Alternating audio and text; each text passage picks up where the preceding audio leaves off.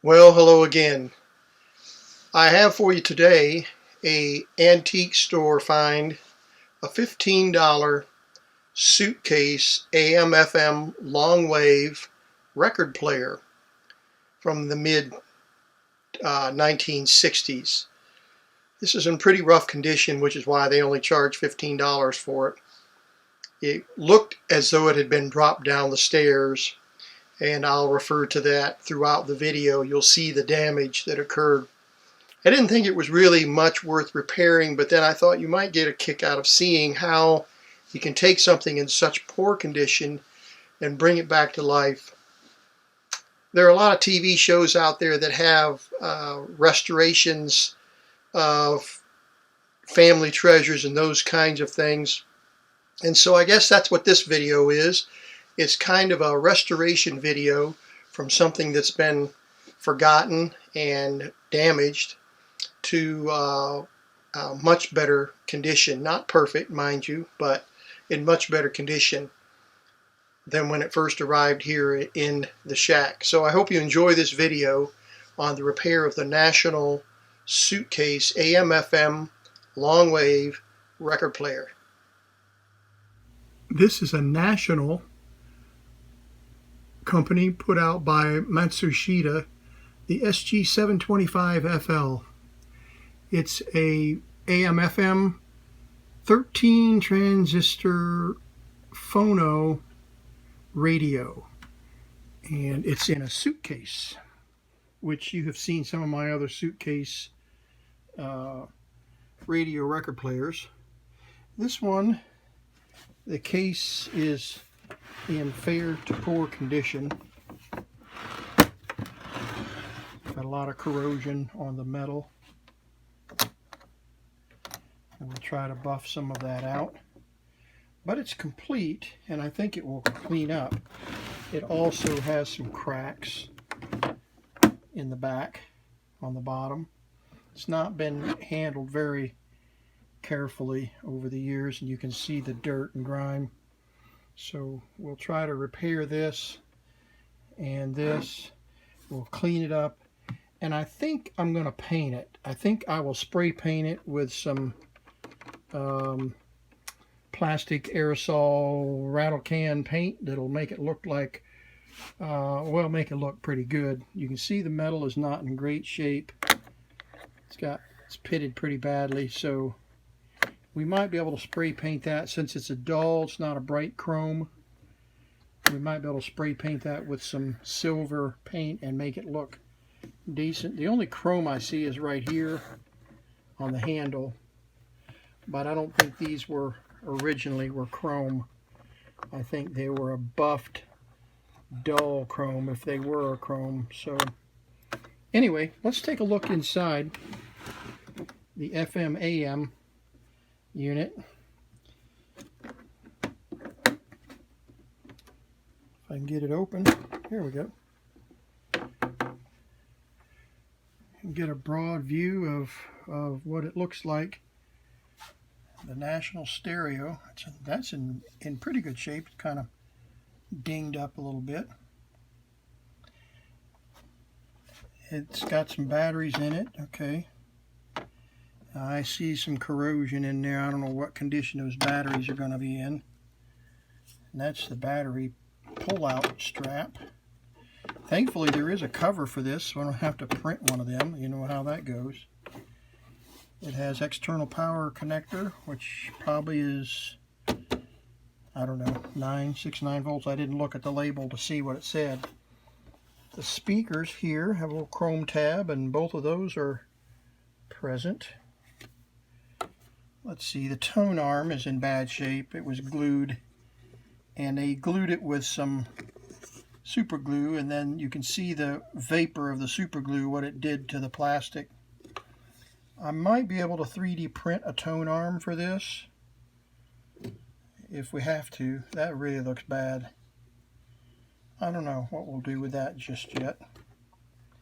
Let's put this back here. We're missing the 45 adapter, but I have those in my stock somewhere. Turntable Still spins. It's pretty dirty, pretty grungy. And the speakers, I think, yeah, the speakers, oh my, the speakers all coming apart here. But they are removable. Because it's stereo, they had designed the speakers to be removable. This is just missing a couple of screws, probably, it looks like. We can definitely work on that. This doesn't look too good though. Look here. This is all broken up, cracked. Oh my, yeah. See, this whole case is just all busted up. So we've got some work to do there, that's for sure. Some work and repair work, gluing and all of that. Let's look at the other side here. Move the record, or the needle. And that's all in one piece there. Okay, it's a good sign. Okay, just curious. See if we can get this put back together here temporarily. Get it down in there. Okay, whatever. Let's see what we got here. All right, that's on Phono. Okay, the Phono doesn't turn. And I don't hear a motor running. I do have some sound on the switch. Let's go to FM. Of all the people here today, King of Heaven, yeah, I thought so. may God be with us and Look here. may the Lord restore us and comfort us. Amen. Stay safe. God bless America. And now our national anthem. Please welcome Stacy Brown. There we go. Antenna's still in one piece. Speakers all the way up there.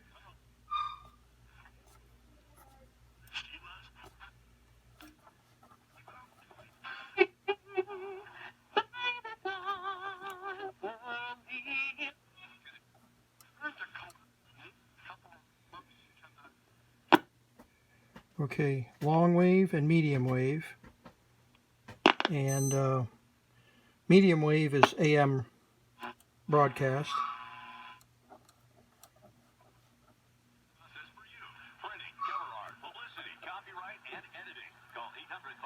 Okay, so the radio works.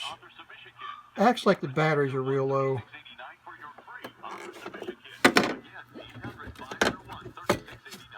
Have no idea what condition those batteries are in, and since they're corroded, we might have some work to do there.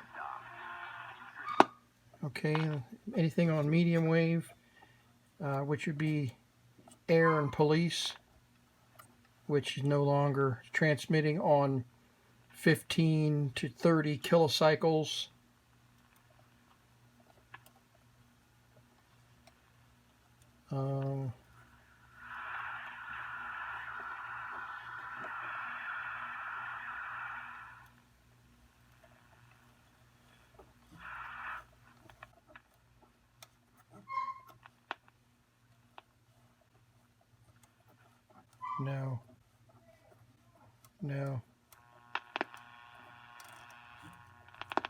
No, not hearing anything there. So let's do this. Let's see if we can find out what power it takes, and we'll hook up an external power supply and see if we get any better performance on the radio. And then we'll see what's going on with the turntable. We can pop that platter off real easily and look and see if there's a motor in there, or if it's a belt. And we'll just take it one step at a time. Really, the whole thing needs to be lifted right out of the case, and you saw the screws on the back here, so we can do that as well. So we've got some cleanup to do and some repair work, and I'll give us some video clips of that process as we go along. Ready? Pulled the retainer clip off and lifted this turntable, and the tire looks like it's brand new, so that's good. See if we can get the motor to turn here. Turn on, flip it over to them. Oh yeah, you can see the motor spinning. 33, kinda. Not very fast though.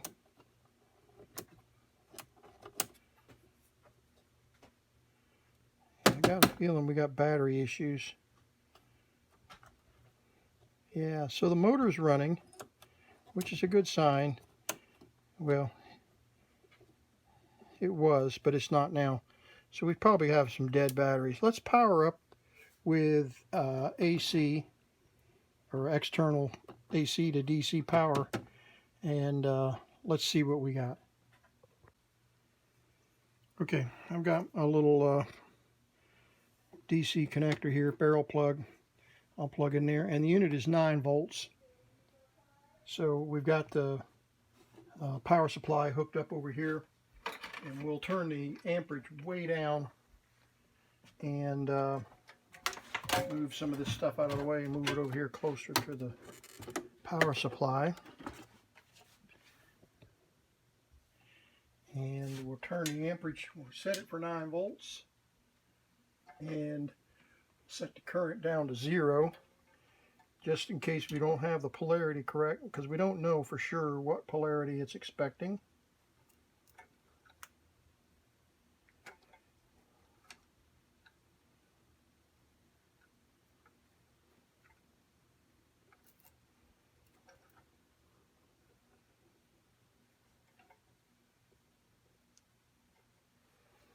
All right, let's see, let's turn it on FM. Got the volume all the way up. All right, I've got current limiter already on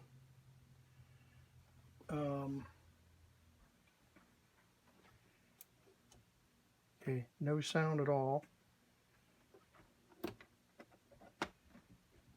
So probably reverse polarity.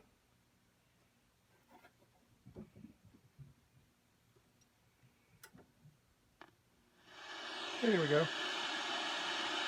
Yeah, that sounds better, doesn't it?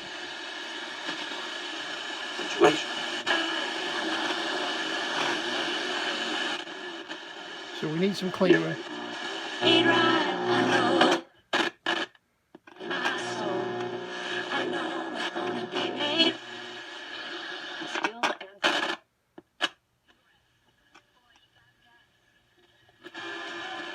Let's go to long wave.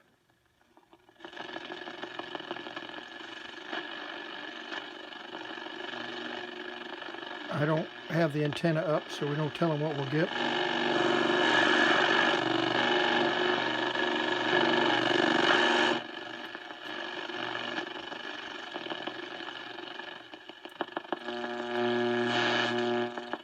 All right, and then medium wave, which is broadcast. Yeah, he wasn't.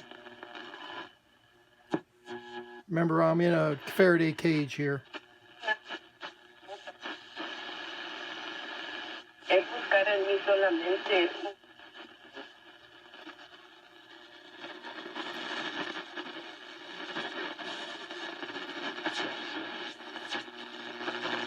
Okay, so we don't have to do the Shango thing and go all the way through the bands. I always get a big kick when he does that. All right, what about turntable? Whoa, look at there. 78 RPM. There's 33 RPM. And there's 45. I wonder if we have any audio. Doesn't sound like it, does it? Yeah. Well, the needle is there.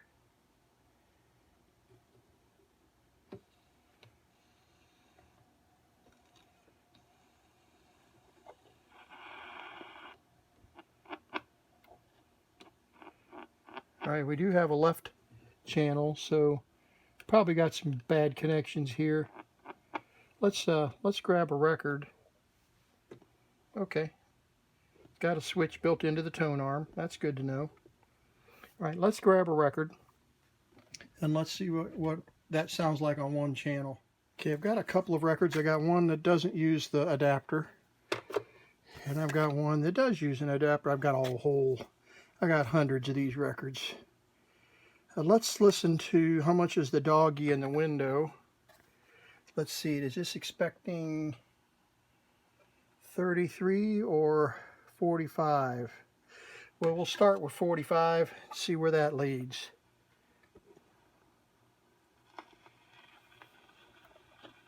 Yeah, we don't have any right channel.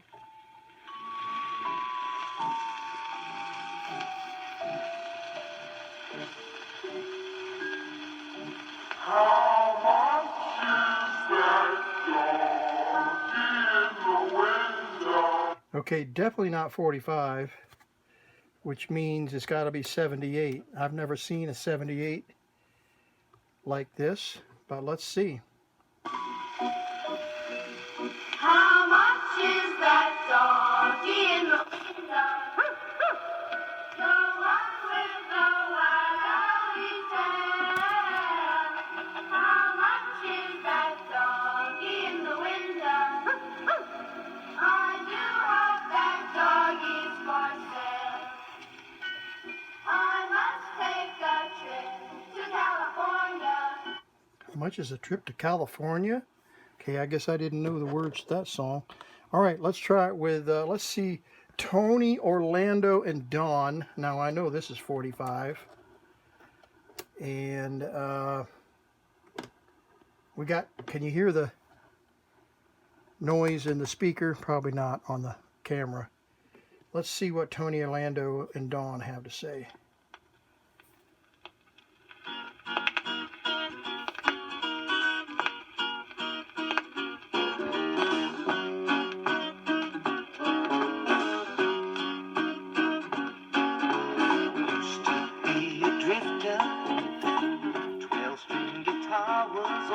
Okay, well, there we got it. The record player works. Got a little bit of noise in the amplifier. We're missing a right channel on the tone arm. An easy way to check and see if it's just a tone arm issue is to turn the volume all the way up and take a wire or a screwdriver or something and just probe on these wires here. So let's turn down let's tear stuff up here. Let's turn down the left channel. We'll turn the right channel all the way up. And let's just see.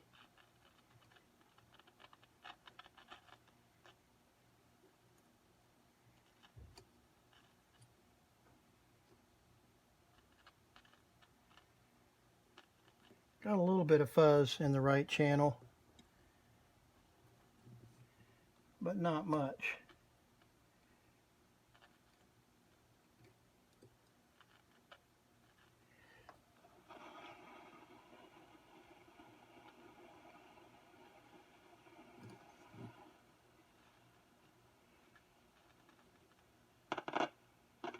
Okay, hear that? That's the left channel. So let's come over here to the right channel. It could very well be just corrosion on the speaker, volume control, I mean.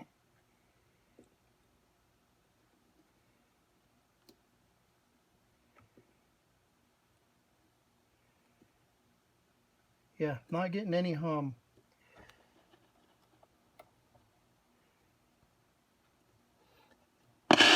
We know that the amplifier is working because we got AM and FM on the right channel. So there's probably a wire issue through the tone arm, and there might be a preamp issue in the record player circuit, but that will be an easy fix. So let's tear it open and take a look and see. Now that we know that basically everything works, we need to clean up the contacts and all of the switches and everything. The record player seems to be working good. we have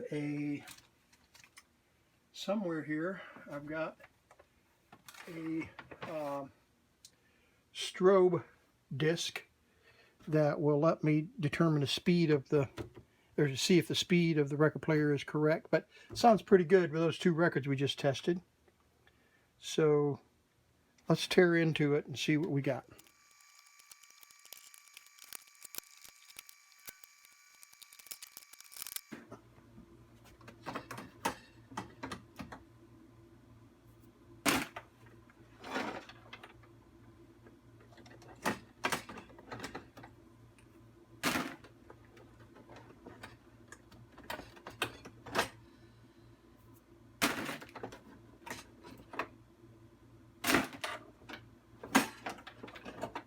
So there's 6 batteries. All right, let's see here. Any screws under here? No. No screws across the front. So it just might lift up and out. I don't know. We'll see here in a minute.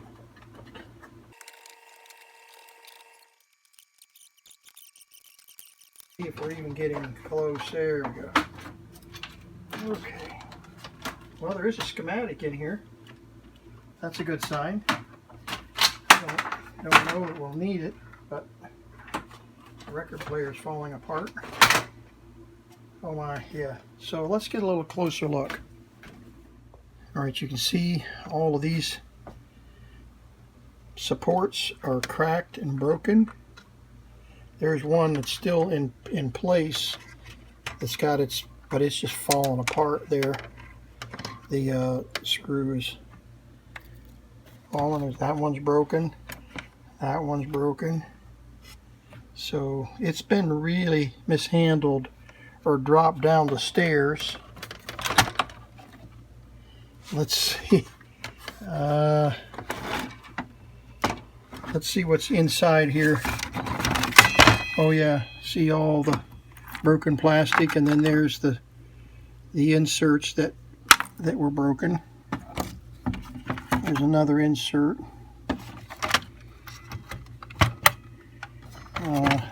Here's an insert that was broken that stayed in the cabinet. That was that screw.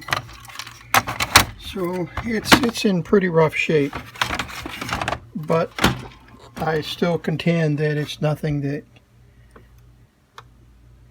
can't be repaired.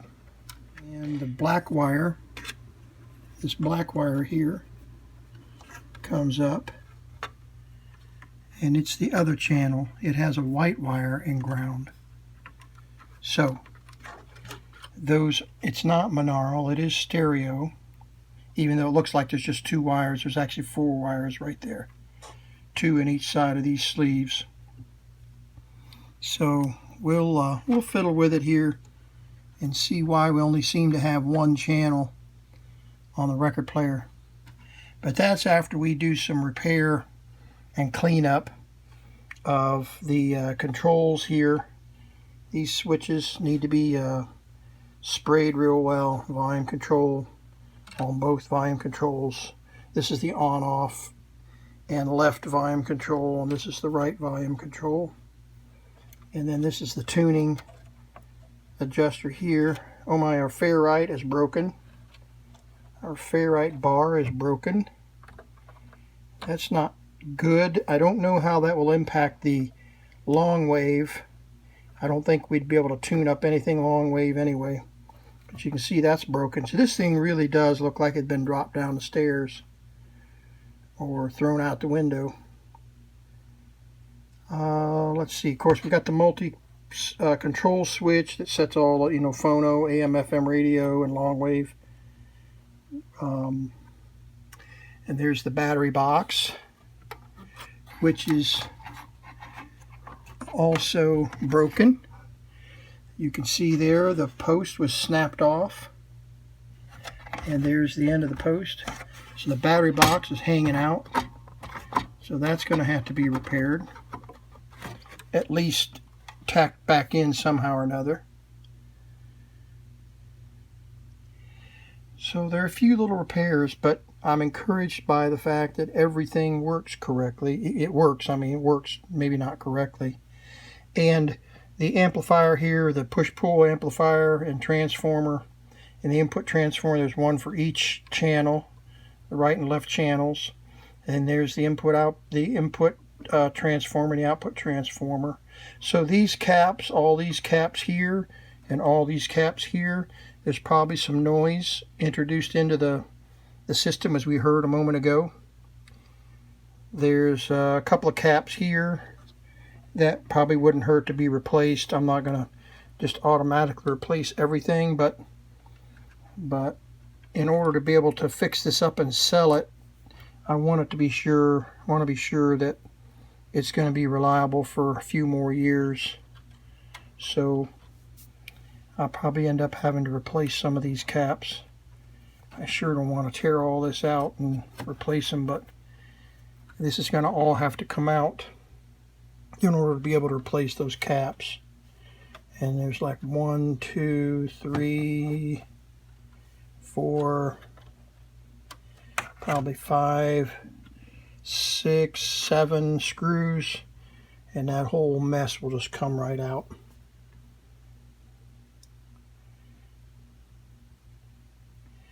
Okay, let's let the camera run here just a little while and just get a good look at things, because I don't want to start disconnecting stuff and forgetting how it was connected. You start moving stuff around and wires break and you have no idea where they originated, and then you're in deep weeds, even though we do have a schematic. If you saw the schematic, let's take a look at that. You get a kick out of this. You're going to need a microscope to read that schematic. Look at that. I'm going to zoom in here, bring the camera in tight, but you can see you just about need a microscope to view that.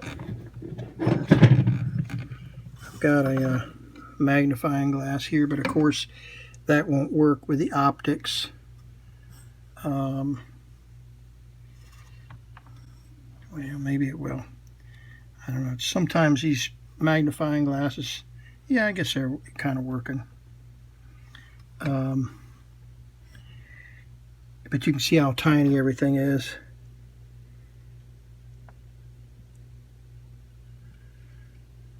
So we're working on the National Stereo AM, long wave, medium wave, all transistor, AM, FM, stereo record player. I've got some records here that I want to play, and I've got a whole bunch more, but these are some of my favorites. Here's one, Silent Night, Holy Night, and O Come All Ye Faithful, and then the other side, Joy to the World and O Holy Night. So this is a 45 RPM, but it's called a extended play. So we'll see how that sounds when we get everything put back together. Bird who sings, sometimes all of our thoughts are misgiven. Okay, the battery box was shoved all the way over and all of the retaining screws were snapped. So I've epoxied them back in and bent these braces back into shape. So when all of this cures, I can put it all back together. The ferrite core, I think you saw, was snapped in half. Clearly it looks like it was dropped pretty badly, maybe down the stairs. I've got these epoxied back in, the frame that holds the frame to the case. So all of the controls have been sprayed, and the radio and record player are both audio of both the record player and the radio is working okay now. So I've got the tone arm, the record player arm, in the paint booth. So I've repaired the holes and the brakes on that, and I'm trying to put that back together in one piece so it looks nice. The cartridge on the record player is working, both channels now. So there was some corrosion on the terminals there, and one wire was broken, that's right, on the right channel. So we've got that corrected. So after we get this all glued back together, and it'll take a couple of days probably to cure nicely, we'll clean it up, and I'm probably going to pop this out, this strap, and find some new strap to hide records in here.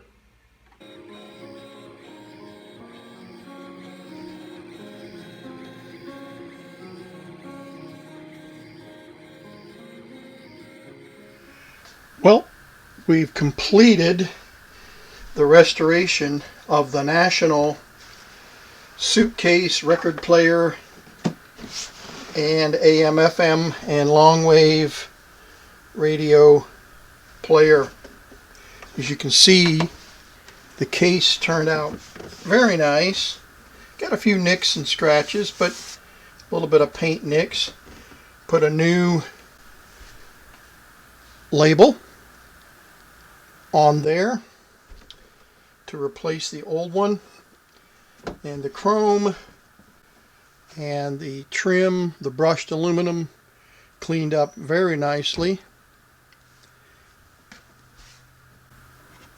The cracks still exist on the bottom, but they are a little less noticeable, and you can see them in the shadows there. All of the retaining screw mounts were put back together, as you saw in the photographs. And so let's open it up and take a look and see how it looks now after some cleaning and restoration. So here we have the model SG725FL record player and stereo. Found a manual online, and you can see that things are pretty well cleaned up nicely here. Let's take a little bit closer look. Everything polished up beautifully. The tone arm has been completely redone, and the brake in here in the middle has been fixed. The retainer has been repaired so it holds down correctly. We replaced the missing 45 RPM. Speakers have been repaired and screws replaced. All of the chrome has been cleaned and polished. If you recall, the battery compartment was filled with corroded batteries. Those are all been cleaned. The corrosion's been cleaned. So let's do a little demo here of the unit and see how she sounds. Alrighty, we'll turn the unit on to FM. You say, well, for example, if all of these millions of people are suddenly evacuated and they exit and they're gone,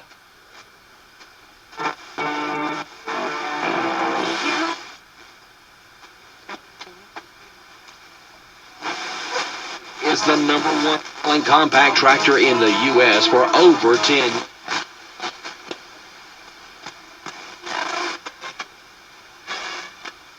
I don't have the antenna pulled out. Remember, the antenna right here.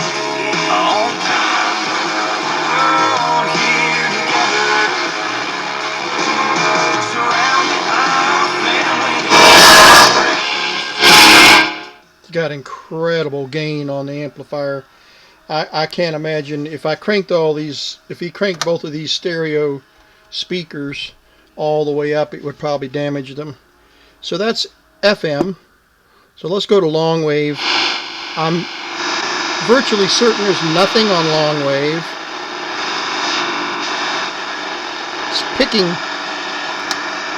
It's picking up all of the noise here in the shack. All the frequencies are run anywhere from 15 to 30 kilocycles. So let's just go through it anyway, just in case.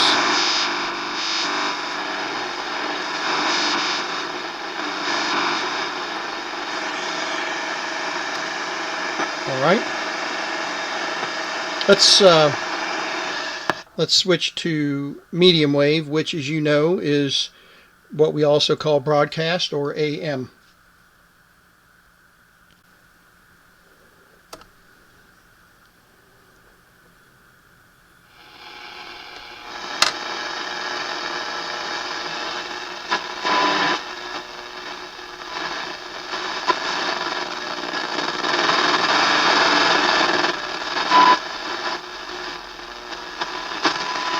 Tune into my radio station here, see if we can get any music.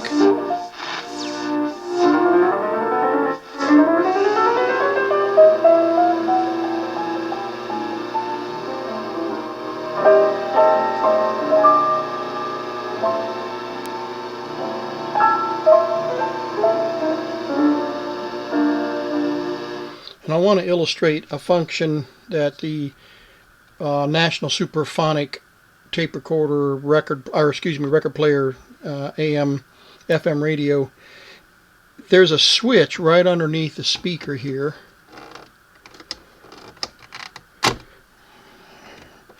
That you can hear it pop. When the speaker is in place, the volume level is turned down, and when the speaker is pulled out, the volume is automatically turned up. So let's just try it. I'm going to lift the speaker up.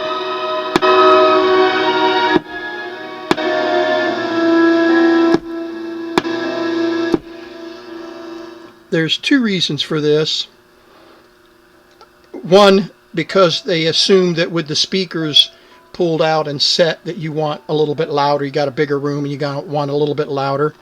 But the second reason, I believe, is because when there's a record player, or when the record player is playing and you have the volume turned up, it will make the speakers and the sound will vibrate the record, and the tone arm will pick up that feedback, and it'll cause it to get into a feedback loop of a growl. Some of my other record players I've demonstrated, the Bose in particular, will do that. If the speaker is mounted, the speaker is not removed, it's hidden right up underneath the record, and that sound pressure creates a vibration in the record, and then the tone arm, of course, picks up that vibration and creates all kinds of feedback. So that eliminates that problem, or reduces that problem. It doesn't eliminate it when you're playing. So this is AM broadcast right now, and I'm listening to 1400 kilocycles, or 140 kilocycles, and 1400 megahertz.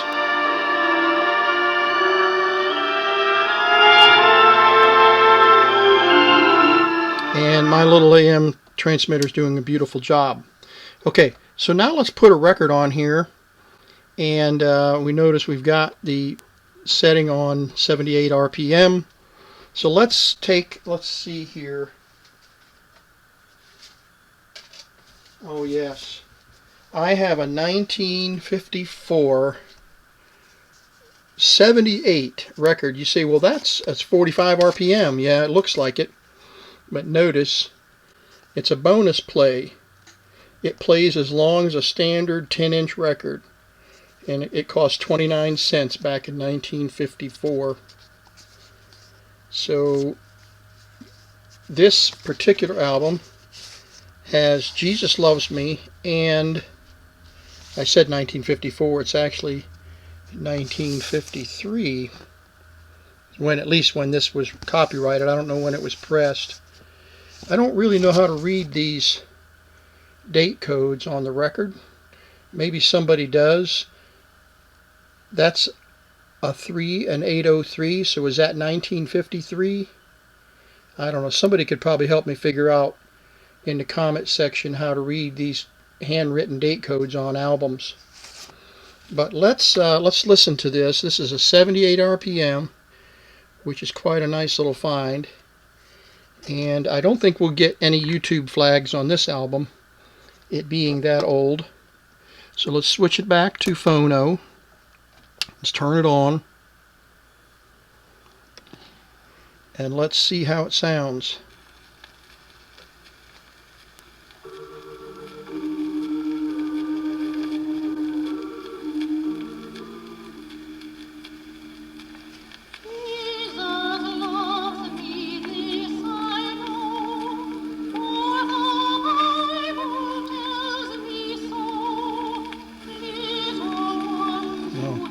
I lift the speaker out.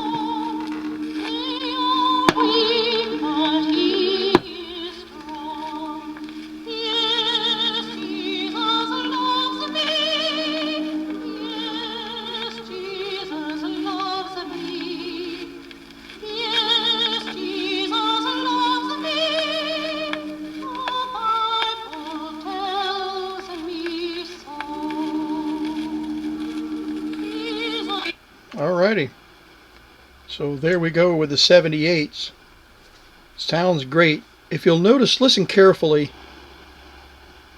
the left channel has a little bit of noise, and that's probably either a failing resistor or probably a leaky capacitor, but it's so faint that I'm going to leave it alone. I didn't bother to try to repair it. Most of the repair on this particular setup was repairs from it being dropped down the stairs. As you saw, there were some major cracks here. There was a major crack in here. The whole carriage was shifted under. The battery box was completely torn away. And so all of that has been epoxied back in place. So let's listen to another record. This record is a 6-inch 78. Look at that. Isn't that beautiful? I believe the date, if I did some research on this, and I believe that the date is 1916. It's only pressed on one side or cut on one side, as you can see. And I paid $10 for this at an antique store a few years ago. And so let's listen to it on this 78 RPM and see how she sounds.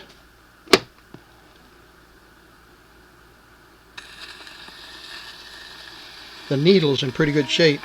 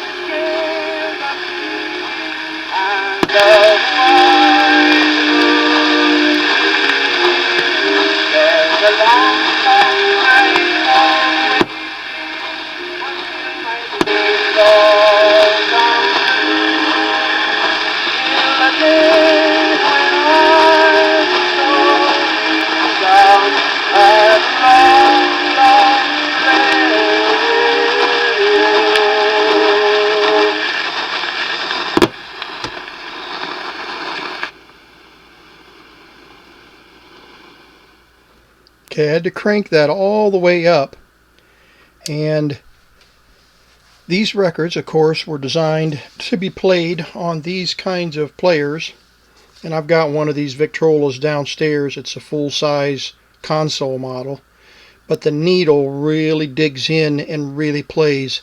I suspect, I'm not sure, but I'm kind of wondering if this is how many times this record was played.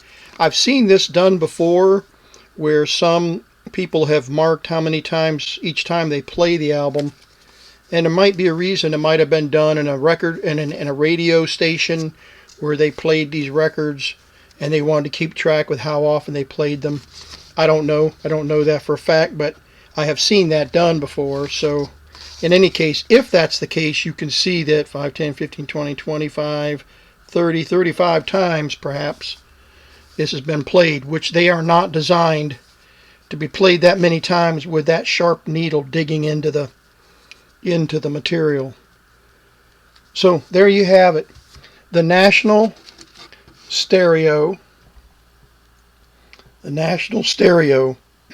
Super Phonic Model SG 725 FL AM FM 3-band 13 transistor portable radio phonograph. I also want to show you with the speakers removed how the speakers look. You can see they're wound, and I don't know, there's probably a good 8 to 10 feet of cord on the speakers, and they stand sideways like that, and we'll take them both out and set them to the side. I don't think you'll be able to detect any difference in the sound quality of the record player, but I wanted to play a 33 RPM record, stereo record, on the unit. I have here a 1967 album. Again, I hope YouTube doesn't flag it, but the George Beverly Shea with the Blackwood Brother. This is just an old album. I've got dozens of these albums that were given to my family from a guy who's now in heaven. Been collected records, lots of George Beverly Shea. He liked Blackwood Brothers, any of this old religious music, and so it's in pretty good shape. You can tell by the spindle hole here that it's been played a few times. That's always a good mark. So let's play Bringing in the Sheaves. Oops, we need to switch this to 33 RPM and get this wire out of the way so it doesn't drag on the record. And let's just see how it does. And notice we're on a, probably can't see it from that distance, but the needle switches from 78 to stereo long play. So let's listen to Bringing in the Sheaves.